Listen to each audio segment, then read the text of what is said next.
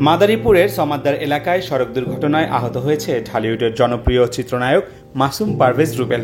এছাড়াও এই দুর্ঘটনায় আহত হয়েছেন আরও ৮ জন। শনিবার সকালের দিকে ঢাকা বরিশাল মহাসড়কের সমাদ্দার নামক এলাকায় এ দুর্ঘটনা ঘটে। রুবেলের আহতের ঘটনাটি গণমাধ্যমকে নিশ্চিত করেছেন মাদারীপুর জেলা ফায়ার সার্ভিসের পরিদর্শক ওহিদুজ্জামান জানান, আজ সকালে ঢাকা থেকে পটুয়াখালীর উদ্দেশ্যে রওনা দেন রুবেল। সেখানকার আমতলী এলাকায় একটি ক্লাবের উদ্বোধন করার কথা ছিল তার। সেজন্য রুবেল ও তার সহযোগীরা একটি মাইক্রোবাসে করে পটুয়াখালীর উদ্দেশ্যে যাচ্ছিলেন। পথে মাদারীপুরের তাঁতিবাড়ি নামক এলাকায় গেলে বরিশাল থেকে ছেড়ে আসা গোল্ডেন লাইন পরিবহন তাদের মাইক্রোবাসটিকে চাপা দেয় এবং নিয়ন্ত্রণ হারিয়ে সড়কের পাশে থাকা গাছের সঙ্গে গাড়িটির ধাক্কা লাগে। এ সময় চিত্রনায়ক রুবেল খুব বেশি আহত না হলেও তার এক সহযোগী ও ড্রাইভার গুরুতর আহত হয়েছে বলেও জানা গেছে।